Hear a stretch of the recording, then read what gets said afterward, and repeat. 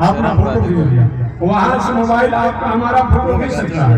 हम मूर्ति के सामने आप जाते हैं तो वहां आपको देवता की शक्ति की कृपा प्राप्त नहीं होती है।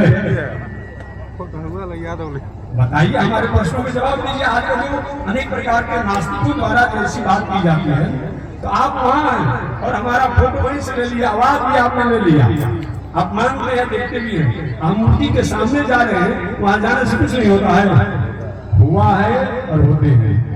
एकलव्य की कथा आपने सुना होगा, जो कौरव और पांडव साक्षात द्रोणाचार्य से जिस विद्या को प्राप्त नहीं कर पाए, उस अर्चावतार मूर्ति की बना करके एकलव्य ने जो प्राप्त किया, यह इतिहास कौन नहीं जानता है।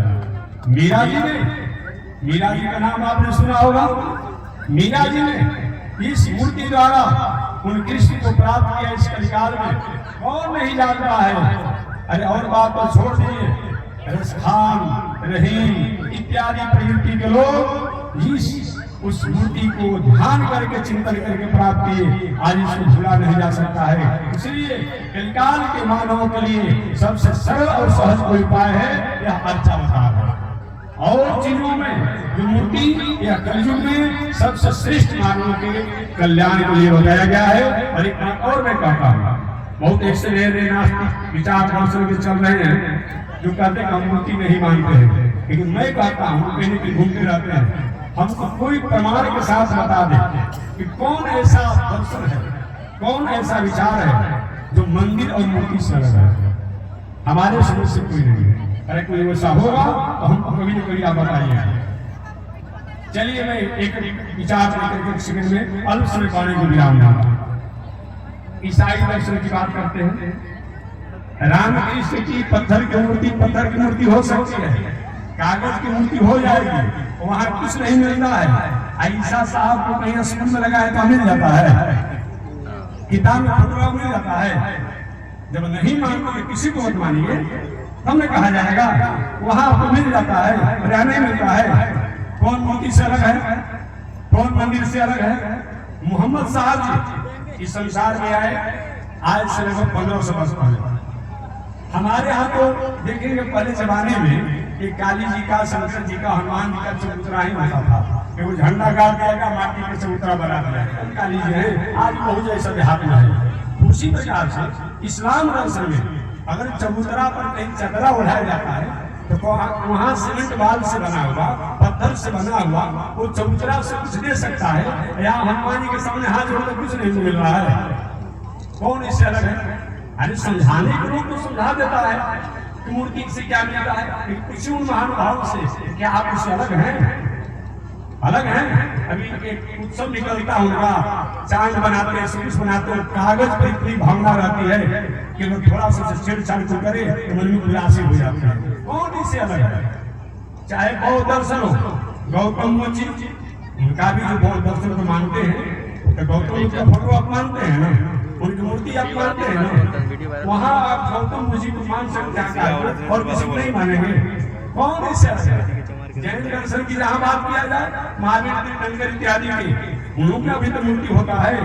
सिख दर्शन की बात करें, गुरु गोविंद सिंह, गुरु नानक जी की बात करें, अरे और बात तो छोड़िए, मैं लेनिन की बात करता हूँ, मैं मार्क्सवाद की बात करता हूँ, मैं कम्युनिस्ट की बात करता हूँ, मैं सोशलिस्ट की बात करता हूँ, मैं जितने नास्तिक दर्शन को कहता है क्या वो मूर्ति नहीं मानता है? अभी मैं आ रहा था रास्ते में से देखा एक लिखा था, एक समाज सेवी के खा रहे थे, उनका नाम लिखते हैं, तो पूछना चाहिए महाराज जी वो तो चले गए इस दुनिया से, तो उनकी मूर्ति की क्या आवश्यकता है? वो भी तो पत्थर का मूर्ति होता है, वो भी तो फोटो कागज का होता है, वहां मानते हैं नहीं मानते हैं? तो कहते हैं महाराज इन्होंने समाज के लिए काम किया था, समाज के हित के लिए इन्होंने काम किया था, तो उनको उपकारों को याद करके इनकी मूर्ति बैठाते हैं। बस वही काम यहाँ भी है। जिनको हम राम कहते हैं, जिनको कृष्ण कहते हैं, जिनको बाबन कहते हैं, जिनको नरसिंह कहते हैं, जिनको हनुमान कहते हैं, जिनको दुर्गा कहते हैं, जिनको काली कहते हैं, जिनको सूर्य कहते हैं, इनके द्वारा भी प्राणियों का उपकार हुआ है। और उस उपकार को याद करके और हम भी कहीं स्तुति कर देते हैं, आरती कर लेते हैं, कौन आपत्ति की बात है? चौक चौराहे पर क्या समाज सेवी नेताओं का फोटो नहीं होता है?